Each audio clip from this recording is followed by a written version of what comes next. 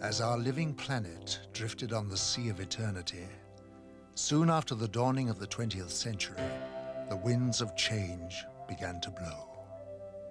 Events were to take place which would change the course of mankind forever. The atomic age had arrived.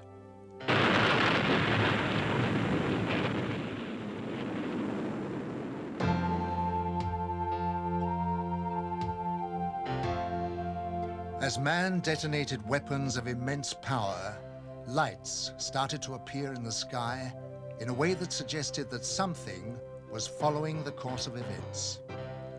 The shattering thought imposed itself that we were perhaps not the only inhabitants of the universe. Since the beginning of civilization, we had been watching the stars, never dreaming that they, in turn, might be watching us. History was about to change.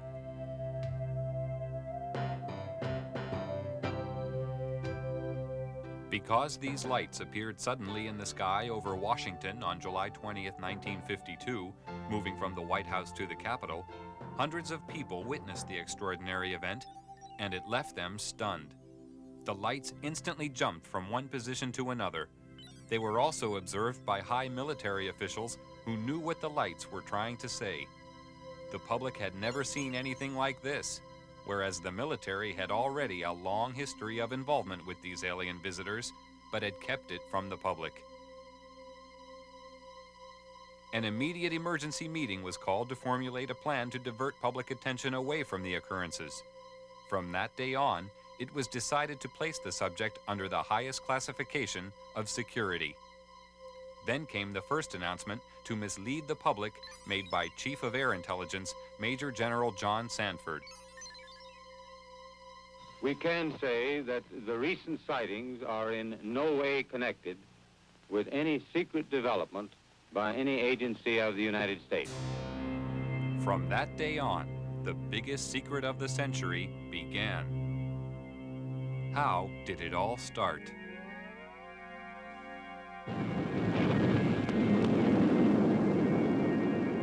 After the first atomic bomb was detonated, more tests were made of the effects on the environment and human subjects to gauge the degree of contamination unleashed.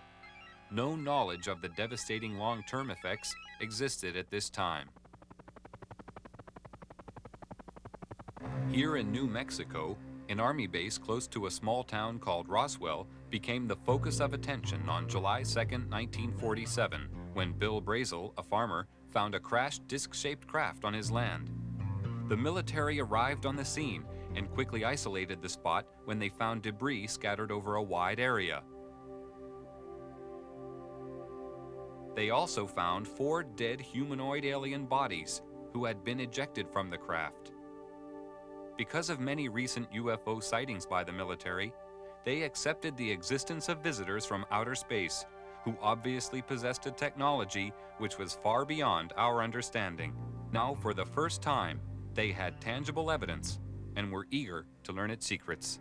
Roswell was the home of the 509th Bomber Wing, the sole American atomic bomber group. Major Jesse Marcel, an Army intelligence officer, was engaged on the recovery operation and asked Walter Haught, the Army Public Relations officer, to prepare a story for the local newspaper. He told me to prepare a release with basically the information that he gave me over the phone. When it was done, to take it into community and deliver it, hand deliver it to the 4 news media we had in Roswell at that time, which is what I did. The story was published in the local paper. The news was also prepared to be aired by the local radio, but Judd Roberts, the radio station manager, was warned not to broadcast it. Sorry. The question that we ran into is the very next morning, some friendly person, probably from Clinton Anderson's office, called us from Washington and said, we understand that you have some information, and we want to assure you that if you release it on this matter, because it's not supposed to be released, it's very possible that your license could be in jeopardy, and so we suggest that you not do it.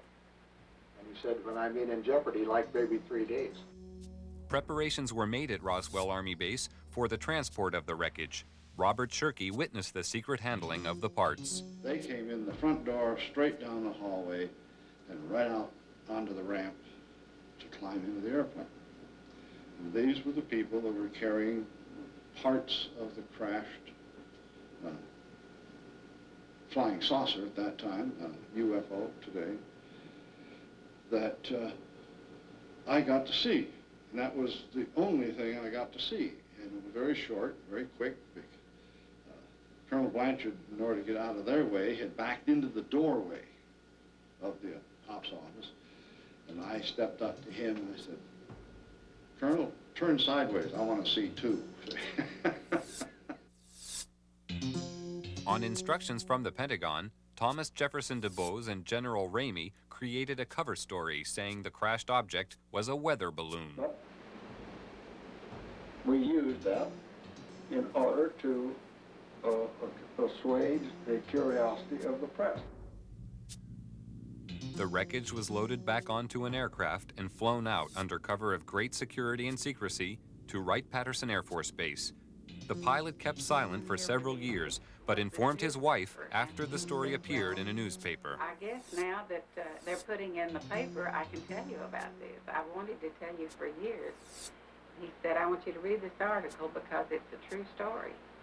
And I not only know that it's true, but I'm the pilot who flew the wreckage of the UFO to Dayton, Ohio.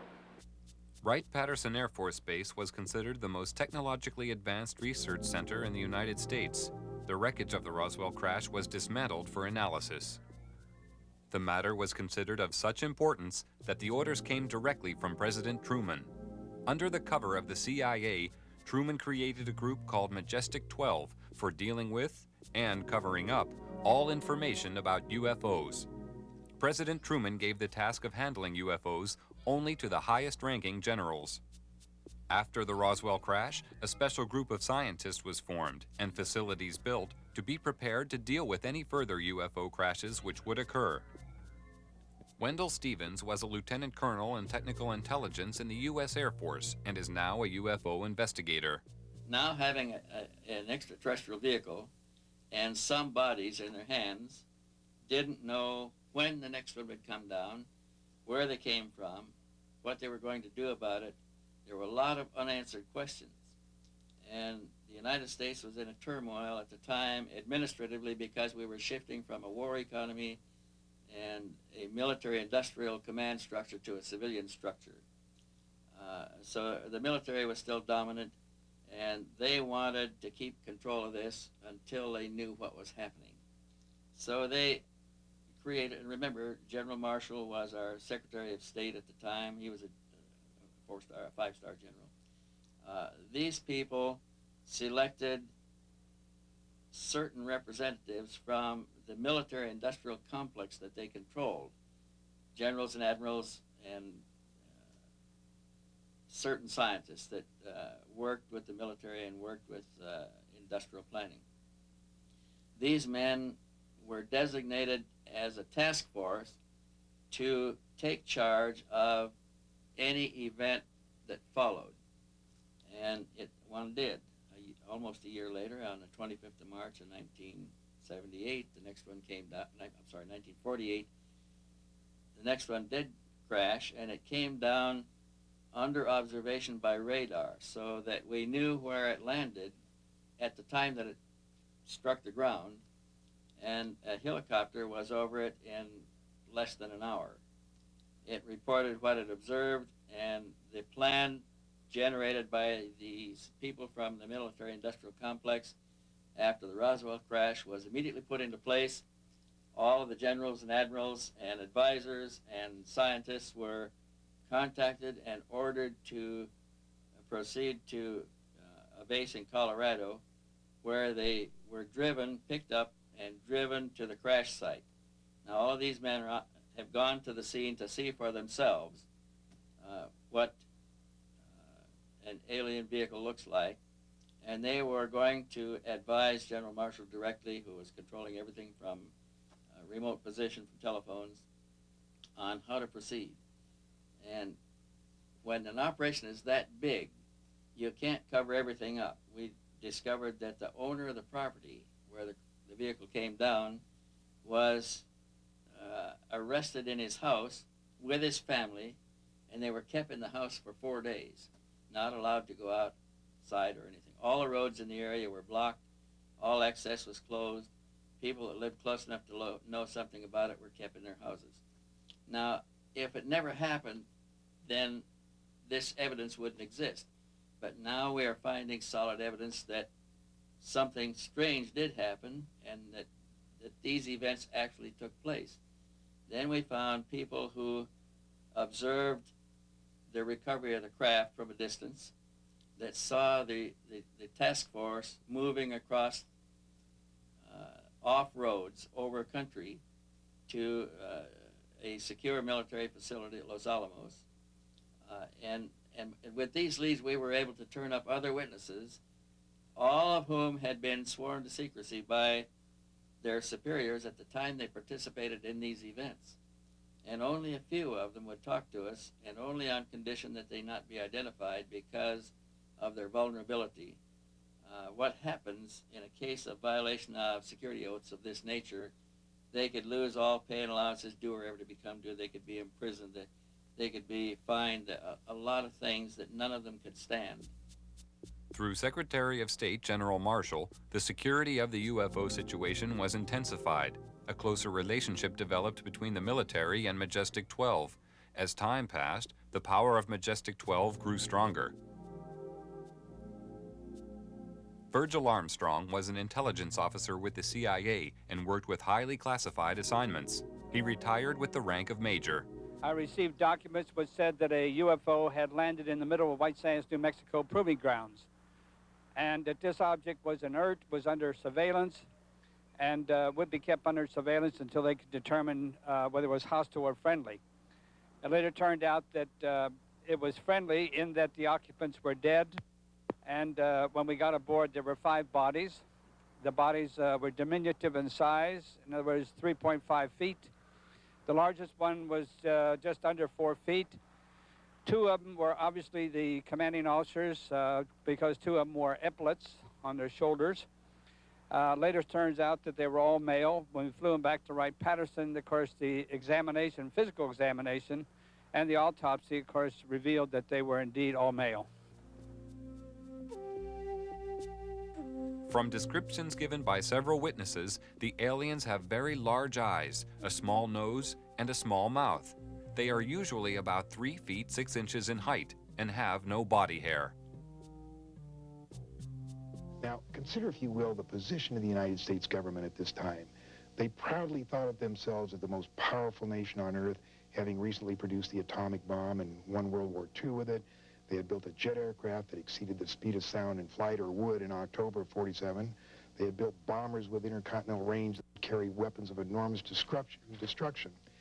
Now, imagine what it was like for these same leaders, all of whom had witnessed the panic of the Orson Welles broadcast in the War of the Worlds in 1938. Thousands of Americans panicked at a realistically presented invasion of Earth. But imagine their horror as they actually viewed the dead bodies of the real aliens. Imagine their shock as they tried to determine how these saucers were powered and could discover no part even remotely similar to components they were familiar with. No cylinders, no pistons, no propellers, no vacuum tubes. It's only when you fully understand the overwhelming helplessness the government was faced with in the summer of 1947 can you comprehend their perceived need for a total, thorough, and sweeping cover-up to include the use of deadly force.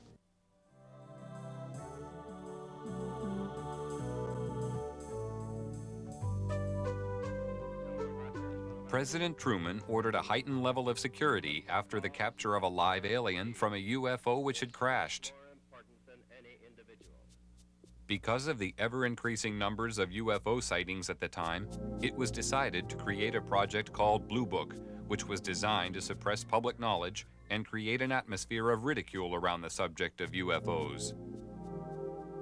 Professor J. Allen Hynek was a professor of astronomy and an astronomical advisor to the United States Air Force on their UFO educational program. And I know the job they had. They were told not excite the public. Don't rock the boat. And I saw it in my own eyes happen that whenever a case happened that they could explain, which is quite a few, they made point of that and let that out to the media. Things that the cases that were very difficult to explain, they would jump handsprings to keep the media away from it. For they had a job to do, to, whether rightfully or wrongly, to keep the public from getting excited. A live alien was captured in 1948 after a UFO crashed in America.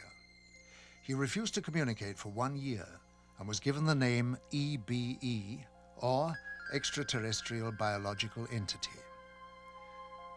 He later began to communicate and gave details of his home planet.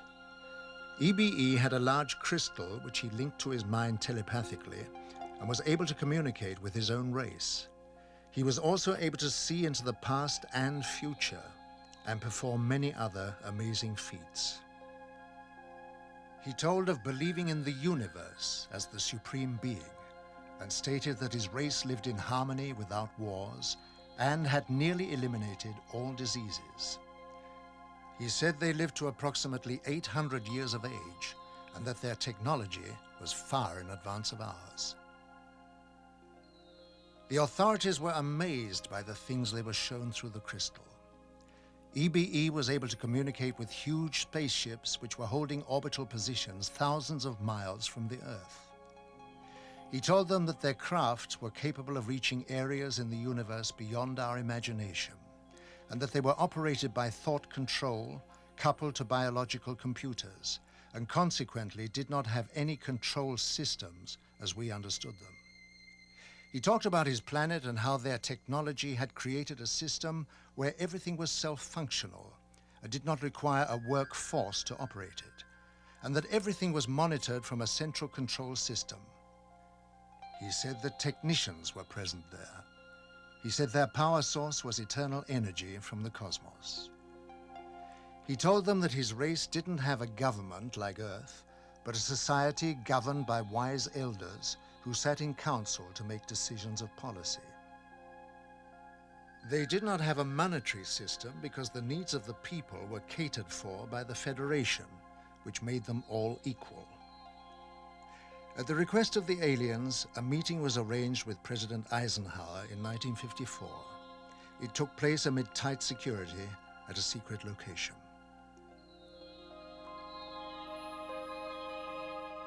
At this meeting, negotiations took place regarding the permitted presence of the aliens on Earth. Eisenhower told the aliens that the world was not yet ready for them.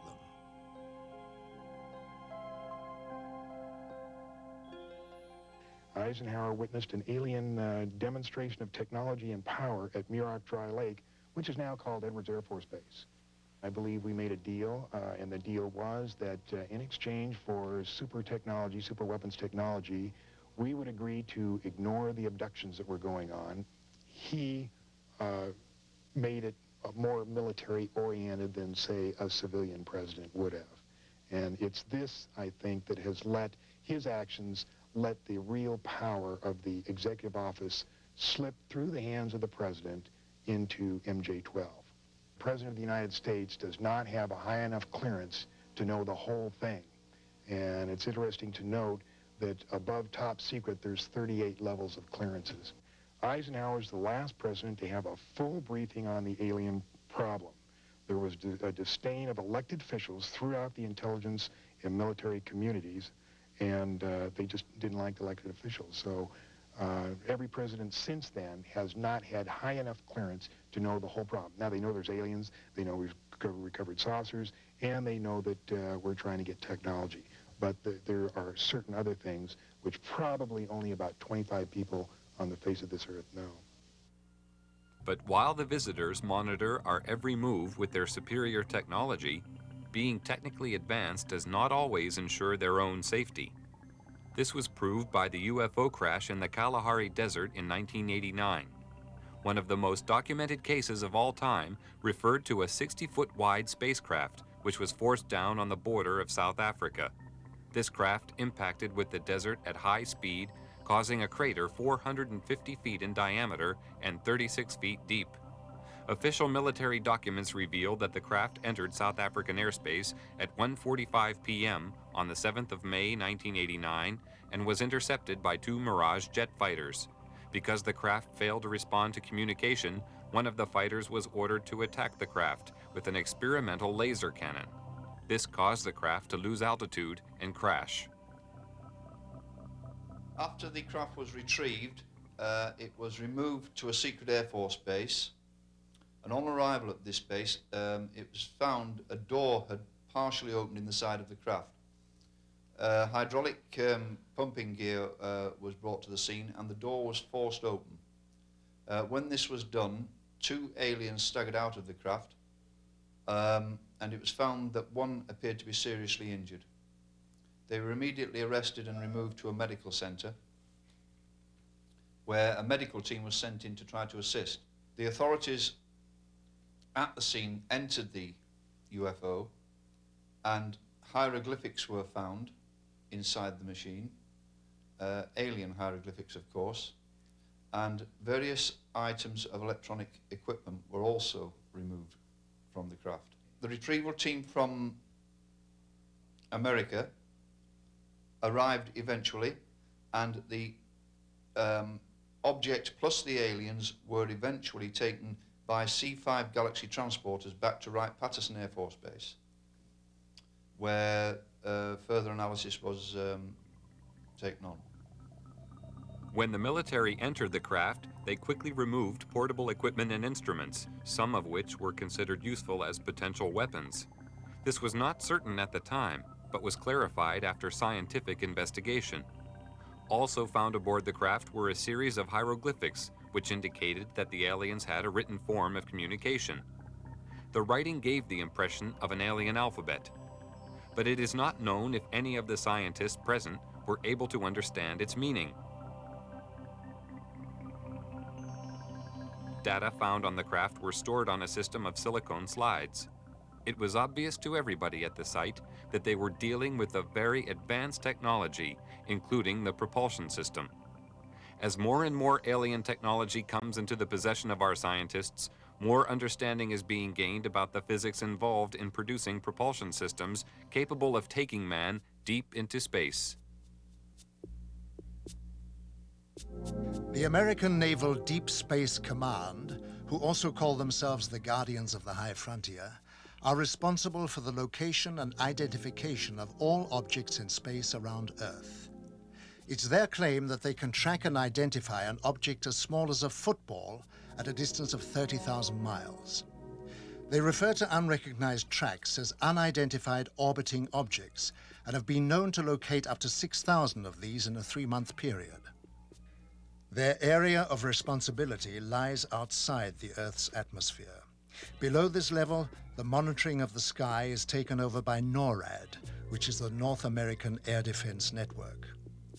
Larger radio telescopes are on station throughout the world. They can scan the heavens to distances of hundreds of light years.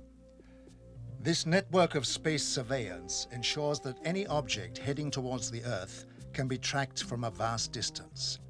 As an object approaches, it is monitored throughout its journey. If any object should land or crash on Earth, the contact point is known immediately, and quick response teams swiftly arrive on the scene. This network was created after the Roswell incident, and since that time has developed into a sophisticated search and retrieval operation. Quick response teams are located in strategic positions throughout the world.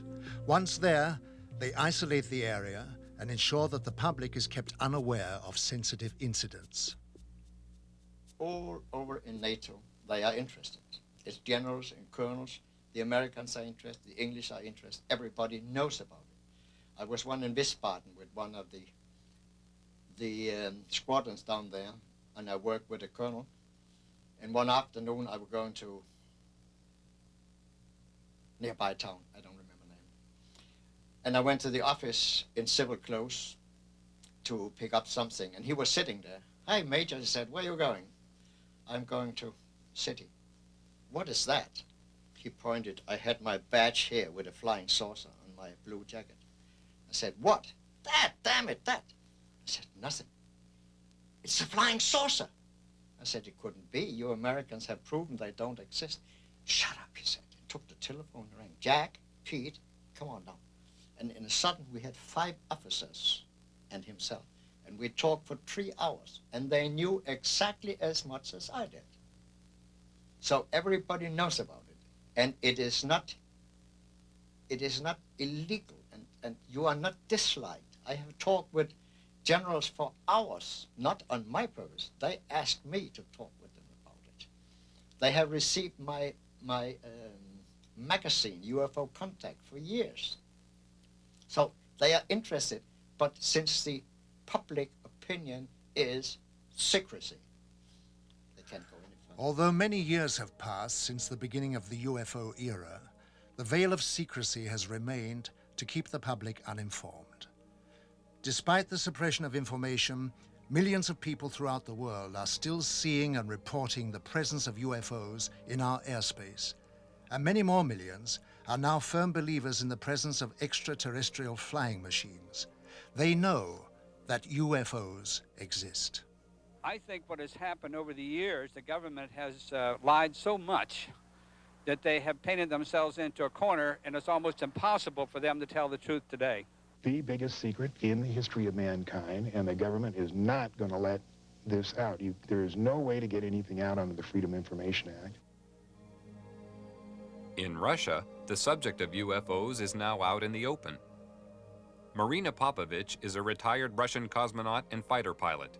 During her military career, she was twice awarded her country's highest military order, Hero of the Soviet Union. She is now one of Russia's leading UFO researchers.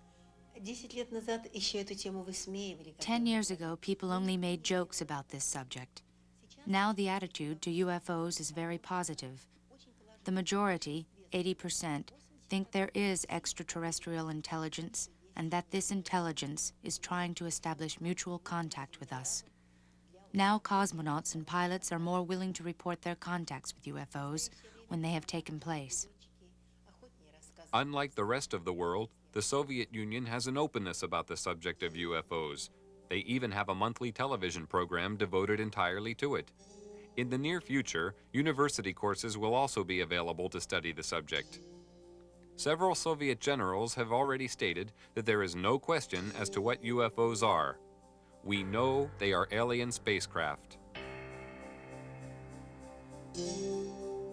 But at the Center for UFO Studies, we have a computerized data bank that now has more than 75,000 UFO reports on it. And what is even more interesting, they come from, by latest count, from 133 countries. When you start reeling off the countries, it sounds like a roll call at the United Nations. And even more interesting, and the just numbers themselves don't mean so much, but the thing that finally convinced me that we were not dealing with nonsense is basically the caliber of the witnesses. Many of the reports are made by highly responsible people, impeccable integrity, people in technical training, air traffic controllers and military and commercial pilots. Finally got to the point, and it took me quite some time. I finally got to the point, however, where I simply said, I can't continue to call these people deluded or nuts. They are seeing something. Something is real. The late J. Allen Hynek was an astronomer, just like I am. His background and mine are very similar. He was for many years a professor of astronomy, and so was I. And what Hynek said was, UFO research is leading us kicking and screaming into the science of the 21st century. Like Hynek, I sought to debunk the reality of UFO phenomena, and like him, discovered just the opposite. Technology has advanced rapidly over the past 50 years for all the world to see. But in secret locations, amid tight security, the true advance of technology is hidden from public knowledge. From one such location came the stealth bomber. This futuristic aircraft is the only type known which has the ability to fly into radar-protected areas unobserved, almost without sound, to perform whatever task is necessary. The technology used in the production of the aircraft is a giant leap forward from conventional technology, and the question has to be asked, Where did it come from? At one super-secret US government test facility situated in the Nevada desert, strange glowing lights are regularly seen performing aerobatic displays which are far beyond the capability of our known aircraft. They seem to be intelligently controlled. Can this be yet another example of some secret, very advanced technology? Or are the authorities hiding some exotic foreign contrivance? Here at Area 51, also known as Dreamland, is the most highly protected and secret facility in the whole of the United States. Bob Lazar, a physicist, worked on special projects within this complex and felt compelled to reveal what he saw. They are actively and have in their possession alien spacecraft, and they are actively undergoing analysis and flying them. They set up and produce their own gravitational field. Just as the Earth holds all matter down, they produce that same field, but out of phase, and it repels itself. The effects that can cause, the way in which everything operates is by all intents and purposes, magic. I mean, it is so far beyond our level of technology. Why is such technology available only to the few and not to the whole of mankind? Have we the right to know? Are we ready for it yet? Or is the race for technological advantage more important? Why keep a secret about probably one of the most important events in history, that there's been contact from an alien civilization? It's a significant event in history, more significant than anything. With the tremendous distances involved, travel to the stars would seem impossible. But with man's endeavor and resourcefulness, these problems will be overcome as they always have been in the past. Scientific estimates tell us that there will be a breakthrough in space travel in the near future. When the boundaries of distance break down, the Earth will become our home, the universe our world. If NASA has its way, many of the next generation will be residents of Mars, and the move towards this has already begun with the development of a space station. This was the essential first step towards making man a citizen of the universe. What is really the long-range purpose of the space station? And we have worked on that question for a long time in NASA. We have started in the early 60s under the guidance of Dr. Werner von Braun and others to look at long-range goals beyond the moon, beyond Mars even. And only recently, in fact it was July 20th, 1989, the 20th anniversary of the landing of Apollo 11 on the moon, that President George Bush proposed a new program, a long-range program, with a goal to return to the moon and eventually go on to Mars, to the United States, as a long-range commitment. And as we develop the space station itself will be used as a test bed, as a laboratory to test new technologies. And you need space to develop those technologies. As long as we are still on Earth, we can just talk about it. The question of which technology to use for this new, what we call the Space Exploration Initiative, that's the name, SEI, Space Exploration Initiative. What technology to use in the area of propulsion or life support or materials and structures and power and communications is being analyzed and investigated by NASA right now. And we're doing it in a number of categories. We're looking at present-day technologies, tomorrow technologies, and advanced technologies which are day after tomorrow. What was yesterday's science fiction is today's very palpable truth. Grandfather's spine-chilling fantasies have become an indispensable part of modern life. Jesko von Puttkammer was NASA's advisor to the creator of Star Trek, Gene Roddenberry. You know, the reason I worked with Gene Roddenberry was because he wanted us to help him portray a future 200 years from now as we would like it to be. Very positive, technology having become our friend instead of our enemy, technology as a partner of humans. And of course, the story itself of this machine, Voyager or V'ger, looking for its maker, its creator, which is really a metaphor of humans looking for their God. And it's the God-seeker story. And so he wanted NASA to show that the technology which the movie and his TV series depicts is accurate, that the physics is accurate, that the mathematics is accurate, that the astronomy is accurate. The propulsion system of the Star Trek consists of two major elements. One is the energy source, just to provide energy, which is the antimatter system. That makes sense, that could be done. But the propulsion itself, to push the ship, it's called a warp drive, and that has to do with changing space itself and flying faster than the speed of light.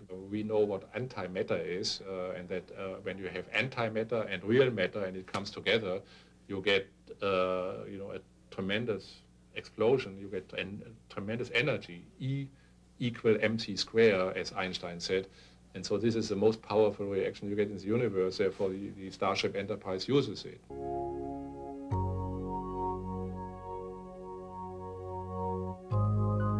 The message from the alien visitors is becoming clear. The human race is producing more problems than it is solving. A change of direction is necessary to guarantee a safe transition into the future. They are here to warn us.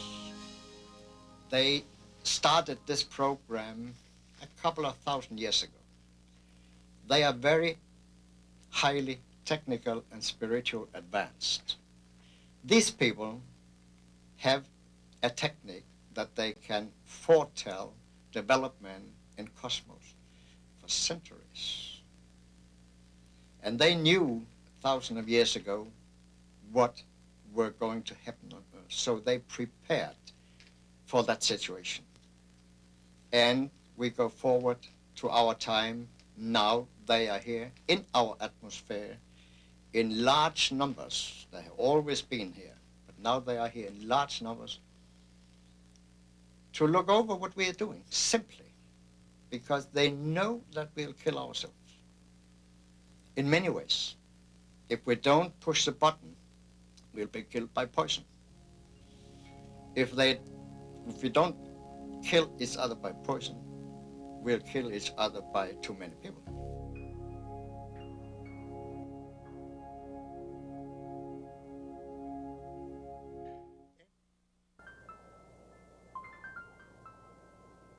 Earth, the gem of the cosmos, a living, breathing miracle of creation, the home of mankind, a partnership of dependency and loyalty to each other.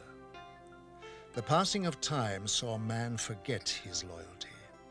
He began to poison and suffocate his planet because of his growing need for power to fuel his technology. A scientist of great wisdom and vision, Nikola Tesla, foresaw this danger and offered the world his discovery of the magic wave as pollution-free energy. His offer was rejected.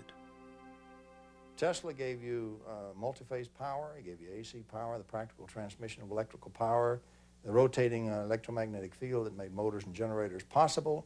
And so he literally helped you bring in the electrical 20th century. Had it not been for Nikola Tesla, your cities would still be dark, you still would not have electric power, and you'd still be struggling around in the dark. So yes, Nikola Tesla was important to us. Had we listened to Tesla about the other parts of the magic wave he had discovered, he would have given us cheap energy. I delivered a paper in Ottawa, Canada, where I gave the actual mechanism by which his amplified transmitter, his magnifying transmitter, actually worked. There are over 1,000 papers in the scientific literature that show that mechanism is real. It would have worked, and he could have given the world cheap energy. You could not, however, have had a power meter on that you sell it to folks. They could have tapped it cheaply and freely just for building the antennas and putting in the taps. And so the powers that be suppressed Tesla and Tesla's work because of the fact that he was going to get the power meter off of your power. He would have given you cheap energy and cheap power and clean power. He did give you radio, he gave you fluorescent lights, he gave you the things that made motors and generators, and he gave you the electrical 20th century. He would have given you a lot more had we listened to Tesla and funded him. Tesla's advanced knowledge of the laws of electricity and magnetism, combined with his ability to put them into practice, gave him foresight into the next generation of electronics with regard to light and its structure. He was an ambitious man who was a great favorite in society, where he would show a light bulb in his hand burning without any electrical connection. Tesla said, "I could only achieve success in my life through self-discipline, and I applied it until my wish and my will became one." He was a magnificent genius, and had he been funded to continue his work, the world would have been 100 years further in science than it is today. Here some 80 years later, so to speak, after the collapse of his magnifying transmitter, and here we are trying to rediscover what Nikola Tesla was doing right at the turn of the century. And so we're almost a century behind where we should be. That's the importance of Nikola Tesla. Progress is the process of moving forwards and not backwards. It is a combination of achievement and forward vision, which serves its creator without fear of unforeseen consequences. There can be no progress if these rules are not observed. People always back something they call progress without giving it a proper definition. I think technical innovation is not progress by a long way. Technical innovation can only be progressive when it is combined with a step in the direction of humanity, and it's just that I miss. Nuclear power stations are not progress. Because of this monstrous gigantomania in the buildings and the walled-up concrete areas and the risks, you are here playing with a fire that can't be put out. And the risks are extremely inhuman. And so these gigantic buildings are put up, and especially the military-industrial building complexes, which in the end all lead to the scars of this pseudo-progress practically destroying the natural foundations of human life. And so that the whole of society becomes, in effect, a society of chaotic beings that will lead to global suicide.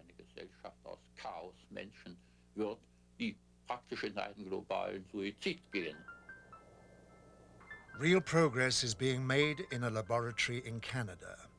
Here, the full significance of the physical laws of light and space have become clear to John Hutchison, and he is utilizing this knowledge to produce cause and effect experiments which lead to an understanding of the harmony of nature. Science, in harmony with the laws of nature for the good of mankind, will hold great values in many fields and would advance its course beyond our present comprehension. John Hutchison has been working in the areas of electromagnetic forces and the changes in the molecular structure of materials for many years. He has in this time achieved a breakthrough in anti-gravity knowledge, providing spectacular examples of heavy objects flying through the air without any visible signs of propulsion. He has also made amazing discoveries concerning the alteration of compositions of materials by subjecting them to a form of electromagnetic bombardment. We're looking at something which you know shouldn't be happening. The result of these experiments showed in graphic detail metal heating to a near liquid state without heat. Hard metals would turn into soft rubbery objects, proving that any substance could change its form if the science involved was understood.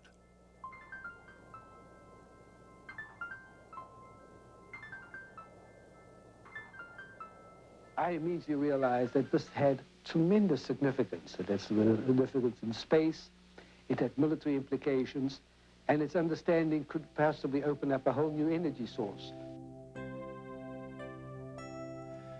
Hutchison is one of the growing number of scientists who realize that by applying physics to the natural laws of the universe, science will be taken into areas previously unrecognized. John Hutchison's achievement will give science a new momentum as it moves into the next century. The technology that we are aware of is quite staggering anyway. But then there is also the technology which the governments are putting together, which we don't know about, and they've obviously got their own reasons for their secrets. But if we had any comprehension of how advanced this technology was, then I think people would then begin to realize that even our own people are far more advanced than they would believe. And once they can realize how wrong they were in this direction, then they can start to wonder, well, if we are as advanced as this and we'd no idea of this, is it not feasible that there is something out there which is more advanced than this? And perhaps all the technologies which are being put together at this moment in time are catching up on our alien friends, which I very, very much doubt. But I'm sure that is the reason this technology is being put together. You've got to realize that things are not always as they seem. And once we can get out of this thinking, out of this box we're in, that there is something more than what we are being taught, what we have learnt. There are things outside the scope of this. Then I think you'll begin to see the potential for people from out there visiting us. And not just now, not newly visiting us, but have been visiting us for hundreds of years. The truth about UFOs may be painful for us to face, and this might provide a continuing rationale for the government to maintain secrecy.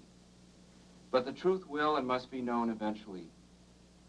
Continuing our denials and fears, in my opinion, are only adding to the problem. We are all in this together. In a time of opening relationships with the Soviet Union, we have the potential for radically demilitarizing our foreign policy, reallocating those resources toward preserving our planet and opening ourselves to the global village. Part of that new reality is embracing the unknown and the possibility that we have visitors beyond the Earth or beyond our dimensions of time and space. We must enter our new openness in peace and without recrimination. Our government of the people, by the people, and for the people needs to be involved in the process, not as a hostile, separate, secret unit. I therefore advocate an orderly, non-vindictive congressional investigation of UFOs and a change in government policy on supporting research in these and other phenomena. The late philosopher Joseph Campbell once said that we are living in a time in which our ignorance and our complacency are coming to an end. It's time we let go of our fears and evolve to a higher awareness of ourselves and our place in the universe. Maybe the cover-up was in our best interest, maybe not. Maybe the government underestimated the intelligence of the American people and decided we just couldn't handle it. But let me tell you this, the truth is still the truth, and nothing can change that. Not the military, not the government, and not me.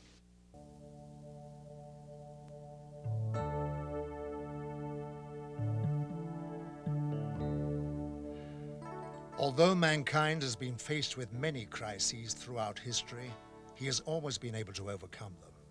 Today, the vast power and unlimited potential of man's mind is understood. In fact, he's created computers that can pick up and even reflect his own thoughts. Man is a complex whole, possessing the capability to make matter visibly change. With the power of his mind, he can tap the energy source of the cosmos to manifest all possible necessities of life for himself. Thoughts are energy. Energy influences matter. The technology involved is one of peace, as it eliminates war. And it's only a matter of time before everyone discovers this ability. If we can create in the laboratory, without any doubt, a mind-over-matter interaction that's a few parts in 10,000, certainly all you have to do is extrapolate that a little bit to come up with a mind-over-matter mastery that could happen later in our own development, and certainly what seems to be true in some of the UFO visitations. And of course also we have various case studies like Sai Baba being able to materialize and dematerialize things in his hand, or various forms of levitation. These are all things that are very real. They're not, drummed up by people. It's just that our ability to face that reality has been quite compromised. I should have known all along that the so-called new physics, in a way, actually makes all of this possible. That in a way, we physicists have kind of forgotten what we're all about. Einstein one time said that the whole purpose of science is to awaken the cosmic spiritual feeling. And we scientists are among the last to embrace that.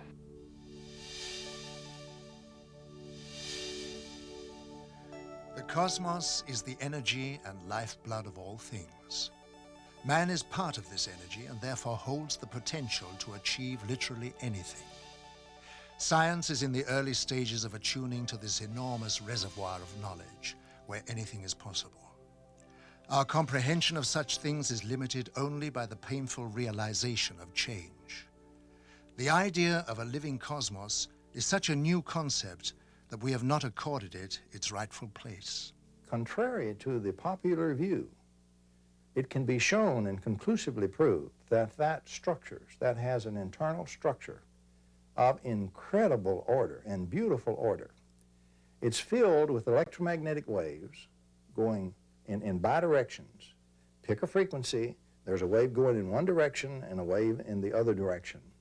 The wave that's going backwards is an anti-wave. It's a time-reversed wave.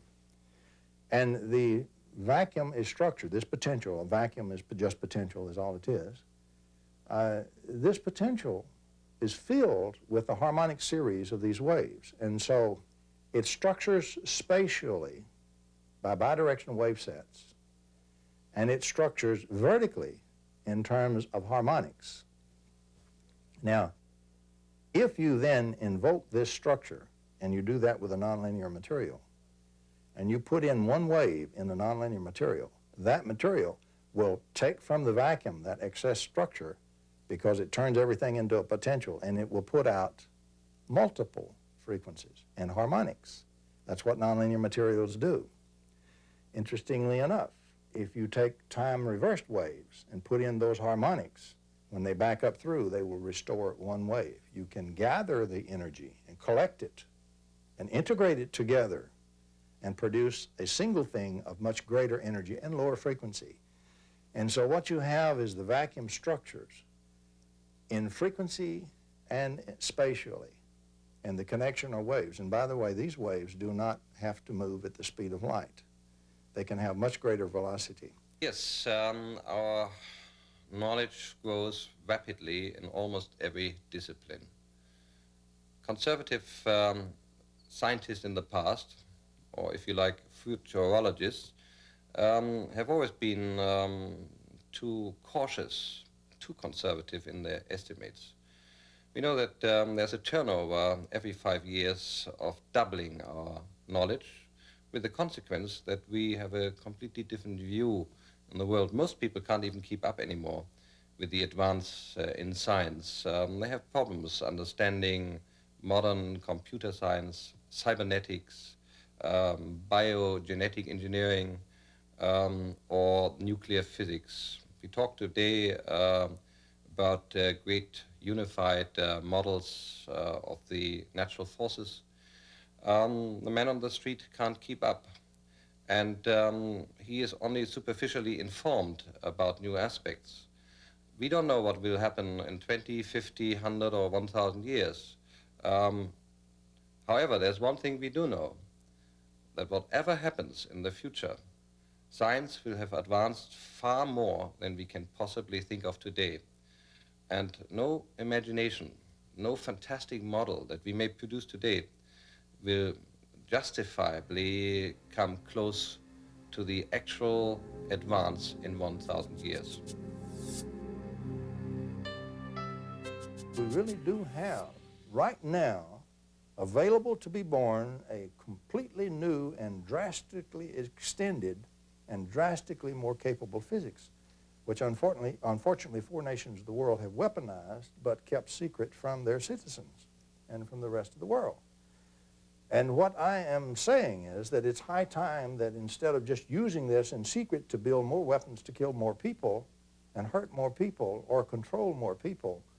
What we need to do is bring this out in the open, and let's use it for the positive benefits, to heal people, to give them cheap energy and clean energy, to clean up the biosphere, to clean up our whole act, to be able to heal all these diseases and this kind of thing. That's what I'm saying we've got to get on with the job.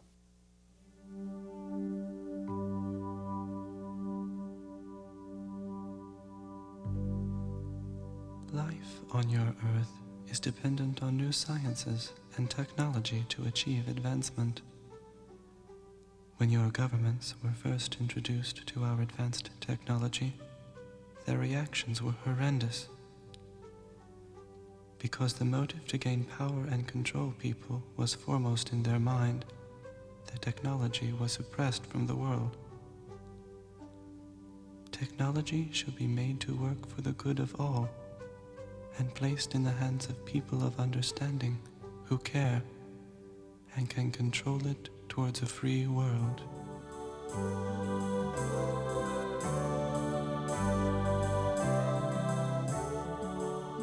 I think the first point in overcoming any difficulty or any problem or any crisis is to have the faith that something better is possible. Without faith, without trust that it can work out better, without the vision of something greater, it won't happen.